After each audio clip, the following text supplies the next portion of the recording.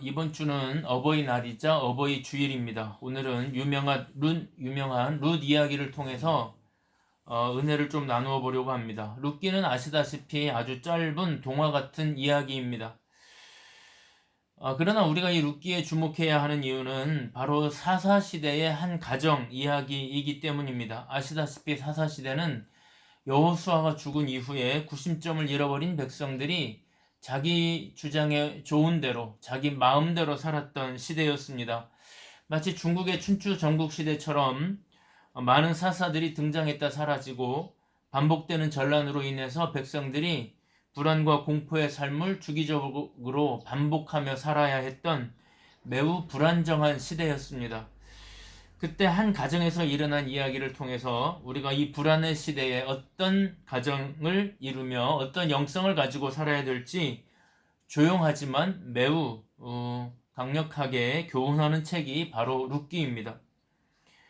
어버이날을 맞아서 오늘은 이 룻기의 한 도막을 가지고 은혜를 나누어 보려고 하는 이유입니다. 아시는 것처럼 유대 나라에 흉년이 들었습니다.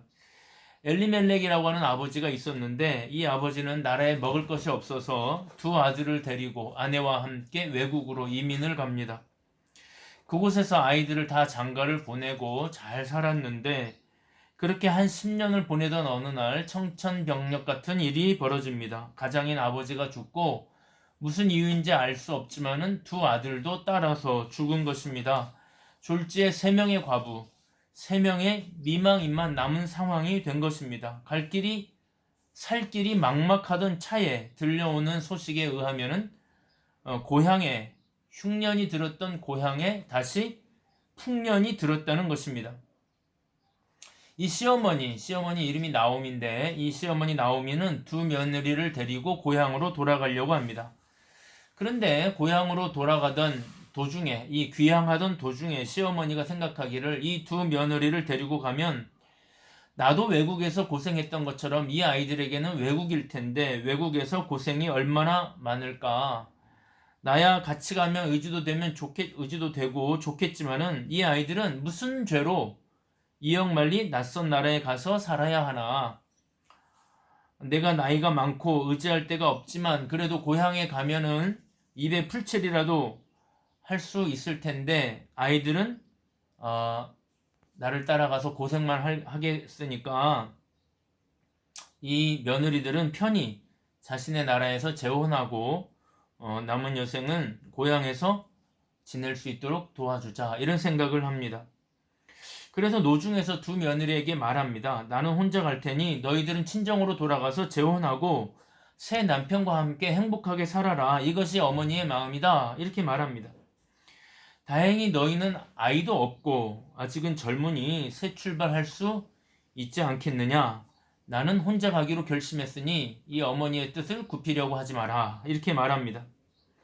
아마 이 시어머니는 진심으로 그 며느리들을 사랑하는 마음으로 그렇게 말했을 것입니다. 그런데 이 며느리들의 마음도 또 다릅니다. 이 며느리들은 어머니를 걱정합니다. 나이가 많은데 혼자 저렇게 가면 어머니를 누가 돌볼까? 요양원도 없고 노인 혼자 살기에는 너무나 힘들 텐데 우리가 가서 돌봐드려야지. 그러면서 극구 어머니의 말을 듣지 않고 어머니와 함께 가겠다고 고집을 부립니다. 그렇게 실랑이가 길거리에서 길 한복판에서 벌어집니다. 그렇게 한참 실랑이를 한 이후에 결국 둘째 며느리 오르바는 남기로 하고 첫째 며느리 룻만 어머니를 따라가기로 결정을 합니다. 이렇게 결정을 하고 이 3명의 고부간이 길에서 통곡을 하면서 이별을 합니다. 우리는 여기서 기독교인의 매우 중요한 영성 하나를 발견하게 됩니다. 여러분 레위기 19장에 보면 너희는 거룩하라 라는 말씀을 하나님이 여러 번 매우 굉장히 강조하십니다. 거룩하라. 내가 거룩하니 너희도 거룩하라. 그러면서 거룩의 실체가 뭔지 구체적인 행위가 뭔지를 가르쳐 주십니다. 여러분 우리가 거룩이라고 하면 매우 추상적으로 들리거나 아니면 안식일을 어떻게 지키고 제사를 어떻게 드리고 하는 그런 종교적인 것일 줄로 생각하는데 레위기 19장을 보면 거룩이 그런 거룩이 아닙니다. 레위기 19장에서 거룩이라고 말하는 맨 첫 번째 부분에 해당하는 것이 뭔지 아십니까? 그것은 바로 내 부모를 공경하라. 그게 처음입니다. 레위기 3절에 보면 내 부모를 경외하고 나의 안식일을 지키라. 이렇게 기록되어 있습니다. 우리 생각에는 안식일을 잘 지키고 내 부모도 공경하라. 이렇게 말씀하실 것 같은데 그게 순서일 것 같은데 십계명도 그렇게 되어 있으니까 그게 순서일 것 같은데 하나님은 안식일을 지키는 것보다 내 부모를 공경하라는 말을 먼저 쓰십니다. 그리고 그 다음에 안식일과 제사에 대한 이야기가 조금 있고 세 번째로 넘어가면 농사 지을 때 과부와 나그네들을 위해서 추수할 때가 되면은 모퉁이의 곡식은 추수하지 마라. 그런 이야기가 나오고 그 다음에 여러분이 레위기서를 쭉 레위기 19장을 쭉 읽어보시면 맨 마지막에 가면은 흰 머리 앞에 일어나라. 노인을 공경하라 하는 말로 끝이 납니다.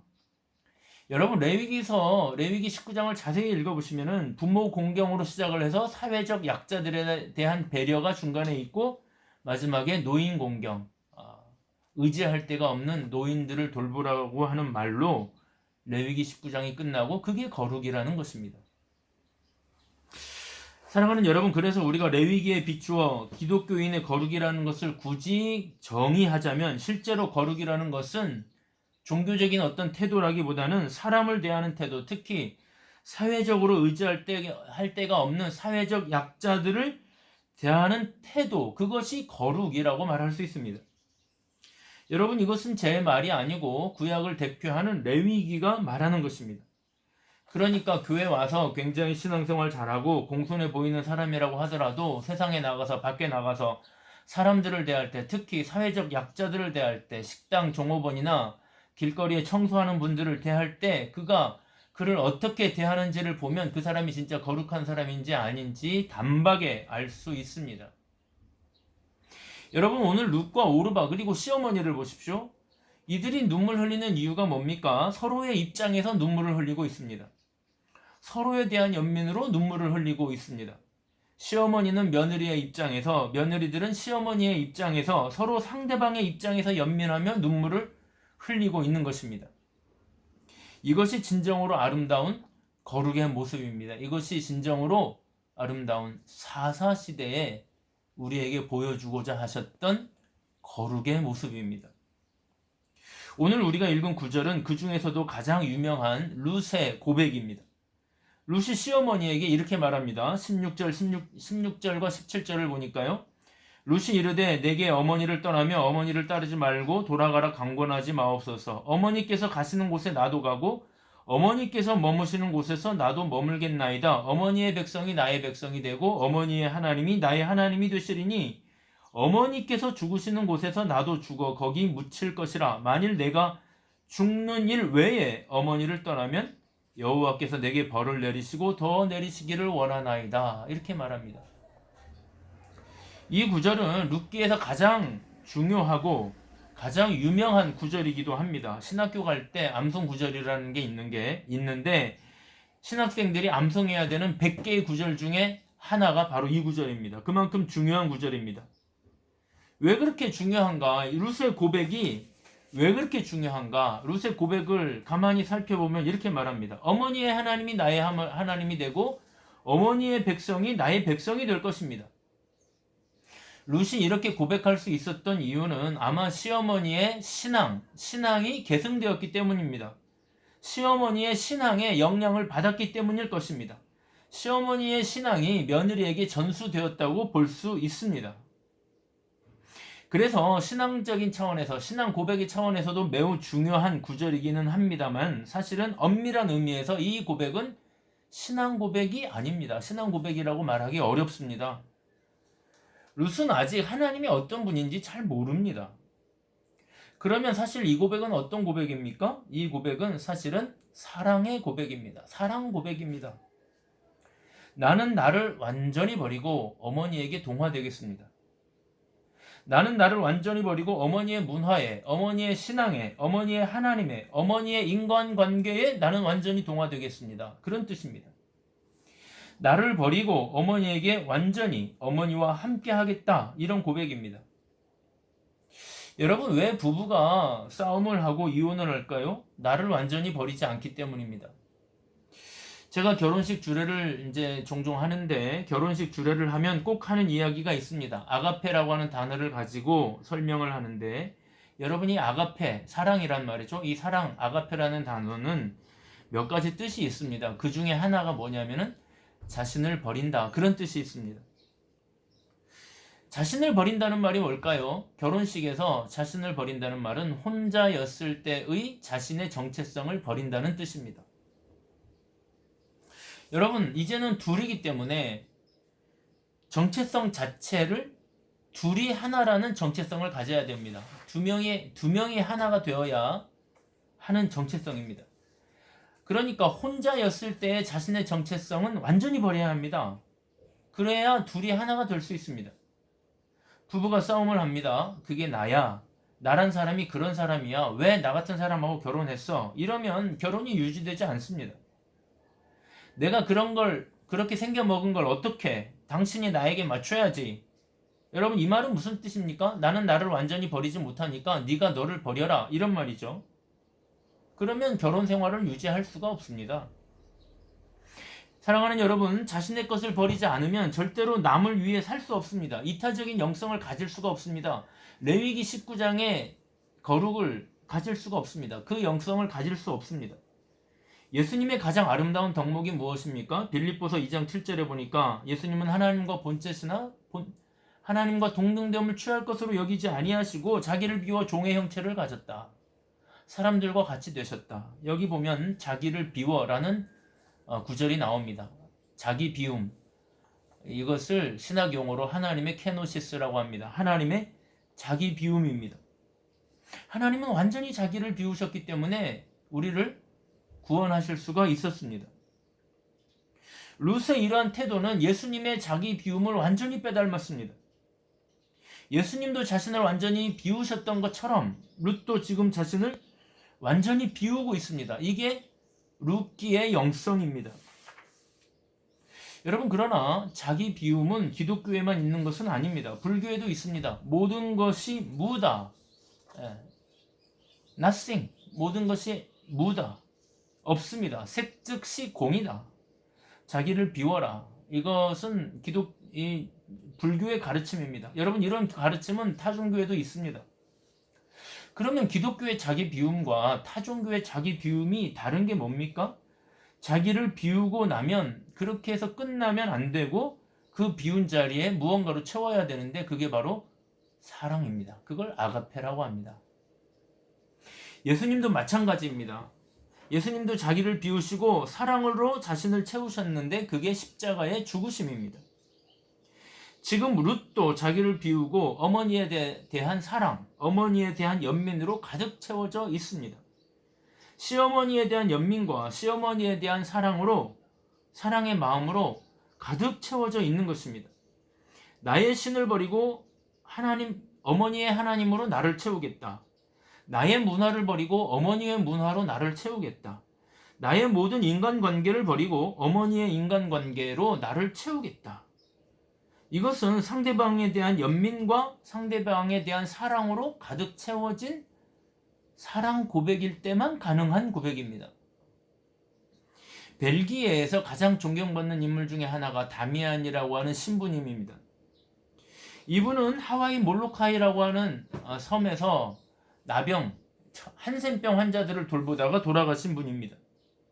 이분이 젊은 나이에 몰로카이라고 하는 섬 그 안에서도 한센인들의 마을에 찾아가서 살기로 결심을 합니다. 처음에 이 신부님이 이 몰로카이에 가서 한센인들에게 복음을 전할 때 아무도 이 사제의 말을 듣지 않습니다.